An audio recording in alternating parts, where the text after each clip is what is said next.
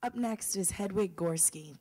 Hedwig is an artist poet. She coined the term performance poetry to describe her spoken words recorded during radio broadcasts with East of Eden Band. She published 3 books of poetry and released several audio collections before 1994. When I went to her website, I don't know if it's from a poem or if it's like a manifesto statement, but I thought I'd lead into her with that. She is quoted as saying, "I'm a minority within invisible minorities. You would expect me to be an ant, but I am an educated American woman with a voice for the lowly, creating an artistic world that floats on top of opposing opinion, as well as the status quo cartels that systematically ignore or hate me. No enemies could betray me more than my own embedded insecurities, which are brutal and cruel, an attitude that mirrors an indestructible, aphoristic Slavic heritage. What else is poetry?" Please welcome to the stage, Hedwig Gorski. This poem is titled Certainties in Wave-like Seas. Invisibility, pure, colorless, odorless, undetectable, clear like water or light, safe as dark. Ego imagines itself immovable in position X, situated on A axis. Ideas, paperless without ink, are ego lacking skin, blood, lungs, glued to air like a ghost. Certainty requires bone, stone, paint, wood, metal, naming lips, believing eyes, master hands, solid as day is long, an accurate ruler to measure, fingers to count, recognize proportion, more so than pointing wolf, crying peace, appearing as truth. Functionality is what we want. Over which latitude, longitude can ideas stray? Quran inside the Bible, words inside covers, Arabs inside ancient borders, lines on maps, Jews inside Palestine. First a toe, then a foot, then a leg, then multiplication in time. One becomes an army of like, separated by infrathrin, difference from the other army of like. Crap into a hole in the ground to fertilize sand. Die and decompose, propagate other than self. Survive in the desert from fleshy womb to fleshy womb. Stink of fear is proof. Trails of female blood, proof. Desire, proof. Pride, testes, come. Sin are certainties. Thee are made of these. Systole and diastole, progress and regress. Black and white prepositions point like arrows to Plato's mean desire. This page alone could reach the shore as a long-lost book. This one's called Dictation for Fear Nation. Is there too much, am I too close to the mic? Okay. They create the drug of fear. They build the boat and a list announcing with a distracting, endearing wisp those strings of warnings spun for fear. 'Tis a dictator's art, seen by themselves as likable men, surrounded by the worst sorts who are loyal to a fault, glued to the leader like water to the shore. All miss the drowning masses as if blind to human suffering.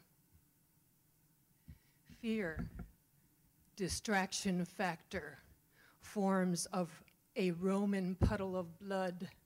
We can taste as if made into a seasoned black sausage eaten from a clean white plate.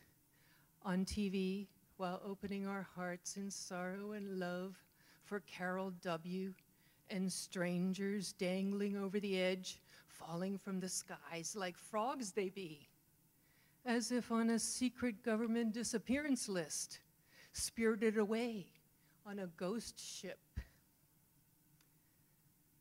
Across the water, from marine womb to the Dead Sea, sweet baby-faced soldiers passing in the night. This one's dedicated to Jim McDonald. It's called Plato Dreams in 3 Dimensions. And it has a lengthy quote to start that I didn't write, of course. Is from Plato's Timaeus. But 2 things cannot be rightly put together without a third. There must be some bond of union between them. The most complete fusion of itself and the things which it combines is the last term, what the first term is to it. And again, when the mean is to the first term, as the last term is to the mean, they will all of them, of necessity, come to be the same, having become the same with one another, will be all one. If the universal frame had been created a surface only and having no depth, a single mean would have sufficed to bind together itself and the other terms. But now, as the world must be solid, and solid bodies are always compacted not by one mean, but by 2. The poem begins. Plato's dream of common sense for the water and 2 banks. The middle jibs from one to the other side of a wayward boat, like intelligence connects 2 eyes, like glue, conversation, dialogue, being, atom, us, them, so close. We hear each other breathing. We take the same air, like Siamese twins sharing a lung. We don't find the middle. We are, as if descended from the same mother, same father, created of the same matter, dressed in colorful creativity, ecstasy-like, infra-thinly together, like the mean of 3 separate things, an epoxy formed from a piece of each adheres them.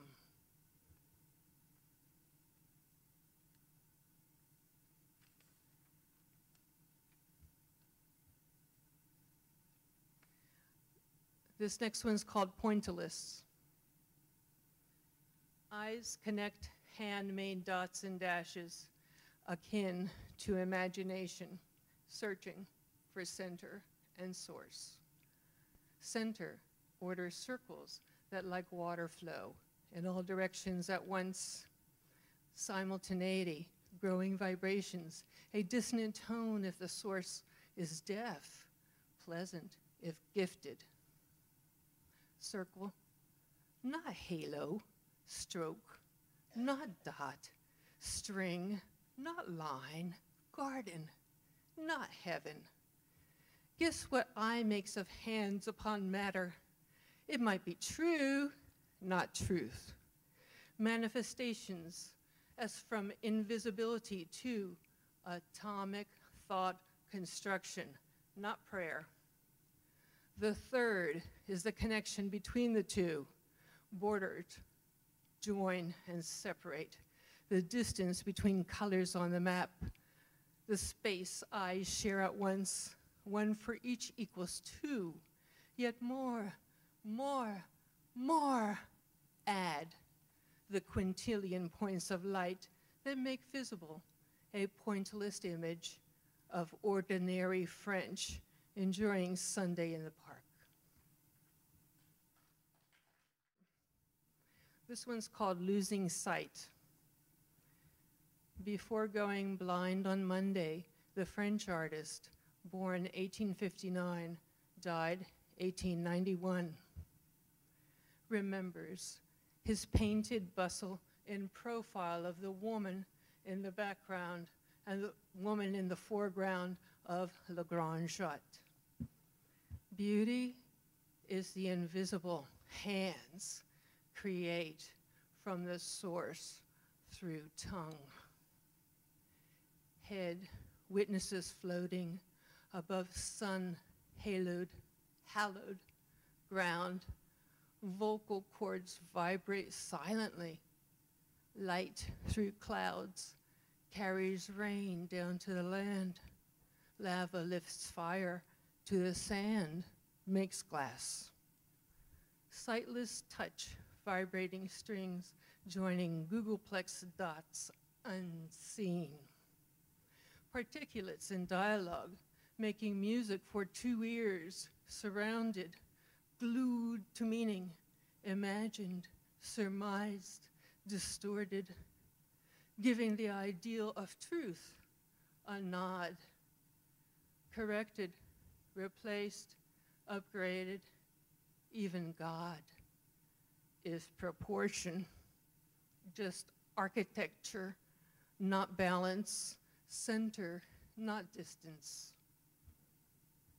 Books all require meanness, black and white prepositions between to indicate direction, numbered pages, linear time, dedicated spaces, neatening borders, mental order, false permanence, validation, proof, one story, not another, spectacles before blindness, prevention of fallacy, for law unseen, for blinds closed, children do learn complication through art.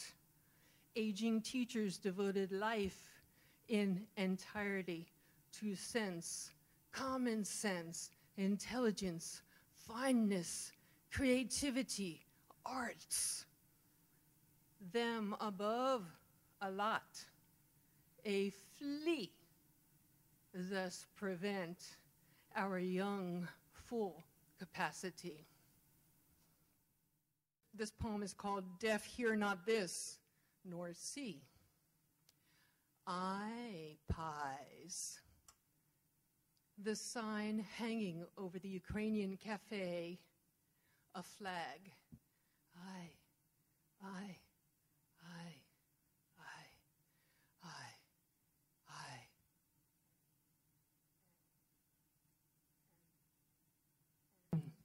N, V, I, S, I,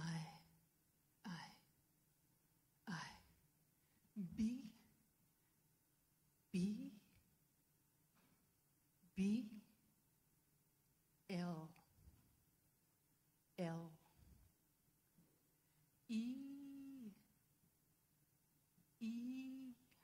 E advertises.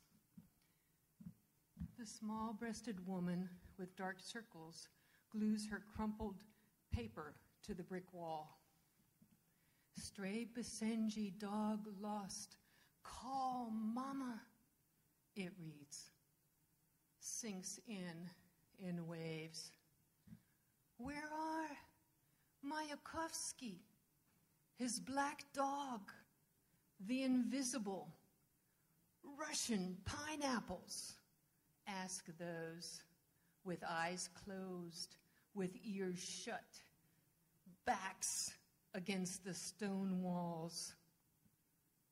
Stray dogs sniff gunpowder in the wind. Okay, this last one is called Epilogue for the Dead. Well, if you want more, find another table of expectation. You despots, you men of outdated rule, fill your syringe with useless, damp drugs of hallucination. For tonight, I meet Gombrowicz and Mayakovsky in my cabin of doubts. Yet know literal delusion is more glorious than rock-hard power, threatening like Zeus, handling lightning. For all who ever were and will be, I console you. Through weariness, I am your guard. Okay. Thank you very much.